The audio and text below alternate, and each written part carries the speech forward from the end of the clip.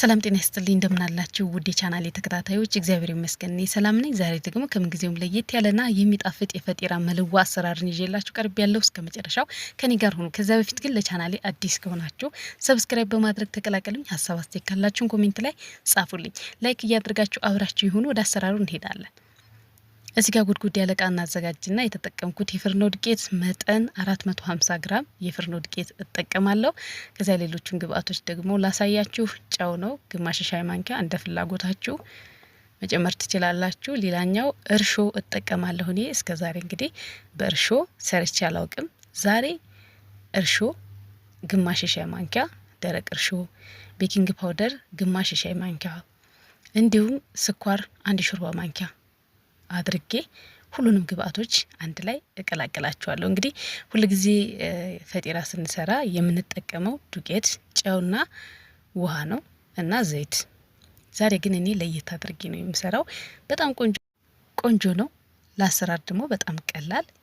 ዱቄቱንና ሌሎችን ግብአቶች በደንብ አድርጌ ከቀላቀልኩት በኋላ እንደምትመለከቱት መሀሉን እንደዚህ ከፈት ከፈት እናደርገውና ከዱቄቱ ጋር የማቦካው 3 የሾርባ ማንኪያ ዘይት እጠቀማለሁ። 3 የሾርባ ማንኪያ ዘይት። ሌላኛው እንግዲህ ዛሬ እየሰራው የማሳያችሁ ለብ ያለ ወተት ተጠቅሜ ነው። ግን ሁሉ ጊዜ የምሰራው ለብ ያለ ውሃ ተጠቅሜ ነው። ስለዚህ እናንተ በምታገኙት ወይ በውሃ ወይ እንደዚህ በወተት መስራት ትችላላችሁ። ከዚያ ለብ ያለውን ወተት ጨምረን አንድ ላይ እንደዚህ እንቀላቅለዋለን። ያው ቤኪንግ ፓውደርና እርሾ በጣም በትንሽ ነው የጨመርኩት እንደ ዳቦ እንዳይሆንብኝ ማለት ነው። በደንብ ኩፍ እንዲል ሳይሆን በቃ ውስጡ የፋፋ ቂጣ እንዲሆንልኝ ስለፈለኩ ነው እንጂ እርሾና ቤኪንግ ፓውደር የጨመርኩት ልክ እንደ ዳቦ ኩፍ እንዲልልን አይደለም ማለት ነው። ከዛ በደንብ አድርገን ከቀላቀል ነው በኋላ በደንብ ለ10 ደቂቃ የሚሆን በእጃችን እናሸዋለን። ማውኪያ ማሽንም ካላችሁ በዚያ መጠቀም ትችላላችሁ። በደንብ አድርጌ ጊዜው ስጄ እንግዲህ ሊጡ ልስልስ እስከሚል ድረስ በደንብ አድርገን አሽተን እናዘጋጀዋለን። ያው እንደ ሁሉ ጊዜው እኔ ቪዲዮን እቆርጣለሁ እንዳይሰለቻችሁ ማለት ነው። እንደምትመለከቱት እንደዚህ ቆንጆ አድርጌ ሊጡ በደንብ ሲታሽ ወደ ውስጥ እንደዚህ በጣታችሁ ነጋ ስታድርጉት ወደ ውስጥ ግብት ማለት እንትን አለው በደንብ ሲታሽ ማለት ነው። ከዛ ብዙ ሳላቆይ ጠረጴዛ ላይ ሊጡን አድርጌ እኩል መጠን እንዲኖረው አድርጌ እንደዚህ በቢላ እቆራርጠዋለሁ። እኔ ወደ 6 ቦታ ቆርጬዋለሁ። እንደምትመለከቱት እንደዚህ እኩል መጠን እንዲኖረው አነሳ አነሳ አድርገን ልክ በመጥበሻችን ልክ ማለት ነው። እኔ አነስ ያለ መጥበሻ ስለሆነ የምጋግርበት አነሳ አነሳ አድርጌ ሊጡን አዘጋጀዋለሁ። ላይክ እያደረጋችሁ ቪዲዮ ለሌሎች እንዲደርስ አድርጉ። እንደዚህ የተለያዩ የምግብ አሰራሮች እንዲደርሷችሁ ደግሞ ሰብስክራይብ እያደረጋችሁ ተቀላቀሉኝ። እንደዚህ አድርጌ እንግዲህ ሁሉንም ሊጥ እኩል መጠን እንዲኖረው አድርጌ አዘጋጀሁት።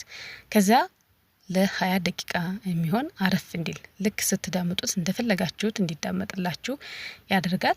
ኩፍ እንዲል ሳይሆን ሊጡን ስንዳመጥ እንደፈለግን እንዲታዘዝልንና ቆንጆ የፈጢራ ቂጣ እንዲሆንልን ያደርጋል። እንደምትመለከቱት እንግዲህ ያወካሁበት እቃ ላይ መልሼ እንደዚህ ካስቀመጥኩት በኋላ ንጹህ ጨርቅ ወይም እንደዚህ ፕላስቲክ ተጠቅማችሁ ሽፍን አድርገን ለ20 ደቂቃ የሚሆን እናስቀምጠዋለን። ከ20 ደቂቃ በኋላ እንግዲህ እንደዚህ ላስቲኩን እናነሳና ንጹህ ጠረጴዛ ላይ ዱቄት በትንሹ በተና አድርገን ሊጡን በጣም በስሱ እንዳምጠዋለን። በጣም ስስ መሆን አለበት። ያው የፈጢራ ቂጣ ስስና ውስጡ በጣም ይፋፋ የቂጣ አይነት ነው። እንግዲህ ሁሉ ጊዜ የሚሰራው የፈጢራ አይነት ከዚህ በፊት የሚሰራውላችሁ ቪዲዮ ጨው፣ ውሃና ዱቄት አድርጌ ትንሽ ዘይት አድርጌ አሰራሩን አሳይቻችኋለሁ በእንቁላል። ዛሬ ግን እንደዚህ አይደለም የምሰራው። እርሾ፣ ቤኪንግ ፓውደር ተጠቅሜ ያለሁ እንደምትመለከቱት እንዳያችሁት ማለት ነው። ከዚያ ሊጡን በደንብ አድርጌ ከዳመጥኩት በጣም በስስ መሆን አለበት። ስስ አድርገን ዳምጠን ቅቤ ወይም ዘይት ከላይ በስሱ እንደዚህ እንቀባዋለን እንዳይጠባበቅብን ማለት ነው። ከዛ እንደዚህ ማጠፍ ነው። ምስሉ ላይ እንደምትመለከቱት እንደዚህ እናጥፈዋለን። 4 ማዕዘንም ማጠፍ ትችላላችሁ። እናንተ እንደሚመቻችሁ እንደሚቀላችሁ ማድረግ ነው። እኔ ግን እንደዚህ አድርጌ እንደዚህ የምናደርግበት ምክንያት እንግዲህ ውስጡ ቂጣው ልክ እንደ ማንኛውም ቂጣ ሳይሆን ውስጡ በጣም የፋፋ የተደራረበ የቂጣ አይነት ይሆንልናል ማለት ነው። እንደዚህ እንጠቀልለዋለን። ሁሉንም ያዘጋጀሁትን ሊጥ እንግዲህ እንደዚህ እያደረገው አያችሁት፣ እንደዚህ ዱቄት ትንሽ እያደረገው እየዳመጡ በስሱ ከዛ ትንሽ ዘይት ወይም የገበታ ቅቤ ቢሆን የበለጠ ከሽ ከሽ የሚል አይነት ቂጣ ነው የሚሆንላችሁ። በጣም የሚጣፍጥ ይሆናል። እንግዲህ በዘይትም ከፈለጋችሁ እንደዚህ በዘይት መስራት ትችላላችሁ። ሊጡን እንግዲህ እንደምትመለከቱት ምስሉ ላይ እንደምታዩት እያደረገው እየጠቀለለው ሁሉንም ጨርሼ ካዘጋጀው በኋላ እቃ ላይ መልሰን ለ10 ደቂቃ የሚሆን እናሳርፈዋለን። እንደዚህ አድርጌ ከዛ ሸፍኔ እንዳልኳችሁ እንደዚህ የምናደርግበት ምክንያት ውስጡ የፋፋ ቂጣ እንዲሆንልን ነው። አንዳንድ ጊዜ እዛኛው ኮሜንት ላይ ስላየሁ ነው ምንድነው ትርጉሙ እንደዚህ ያረግሽበት ምክንያት ምናምን እያላችሁ ነበርና ግልጽ እንዲሆንላችሁ ብዬ ነው። እንደዚህ የምናደርግበት ውስጡ የፋፋ የተነባበረ የቂጣ አይነት እንዲሆንልን ነው እና ደግሞ ለስላሳ ቂጣ ይሆንላችኋል። የፈጢራ ቂጣ እንደዚህ ለየት አድርጋችሁ ሰርታችሁ ሞክሩት። ከ10 ደቂቃ በኋላ እንደገና እንደዚህ ዱቄት ትንሽ እናደርጋለን። ከዚያ በኋላ በስሱ እንዳምጧለን። ትንሽ እርሾና ቤኪንግ ፓውደር ስላለው በተለይ ይሄኛውን በደንብ ስስት አድርጋችሁ መዳመጥ አለባችሁ፣ እንደ ዳቦ እንዳይሆንብን ማለት ነው። እንደዚህ በጣም በስሱ አድርጌ እዩት፣ አያችሁት?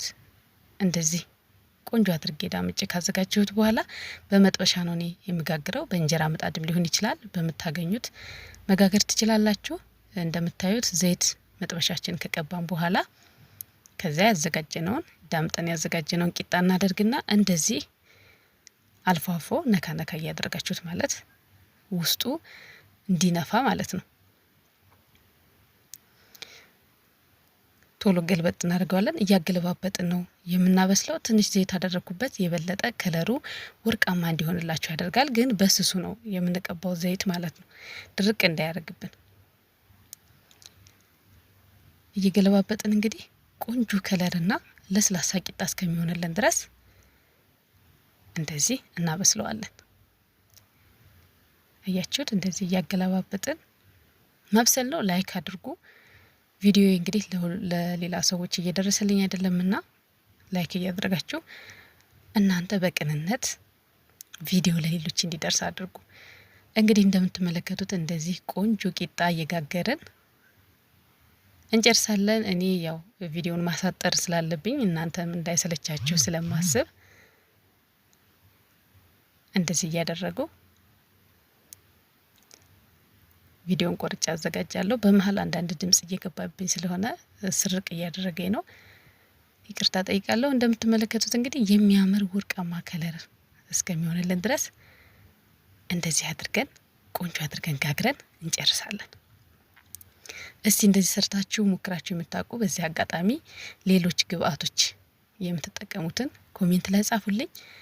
እንግዲህ ከፈለጋችሁ በእንቁላል አትክልት እንቁላሉ ላይ አትክልት፣ ሽንኩርት፣ ቃሪያ ጨምራችሁ እንደዚህ ቂጣውን አዘጋጅታችሁ አንድ ላይ መመገብም ይቻላል። እንደዚህ አድርጌ እንግዲህ ቆንጆ አድርጌ የሚያምር ቂጣ የፈጢራ ቂጣ ሰርቼ ጨርሻለሁ። እኔ ግን ለዛሬ በማር ነው የፈለኩት። በማር ስለሆነ በእንቁላል ስትፈልጉ በእንቁላል ማድረግ ትችላላችሁ። እንደዚህ ለየት አድርጋችሁ ፈጢራን ሰርታችሁ እንደምትሞክሩትም ተስፋ አድርጋለሁ። ቆርሼ ደግሞ ላሳያችሁ። እንደዚህ ውስጡ በጣም የፋፋ ቆንጆ ቂጣ ነው የሚሆንላችሁ። በአጭር ጊዜ የሚደርስ ቆንጆ የፈጢራ አሰራር ነው።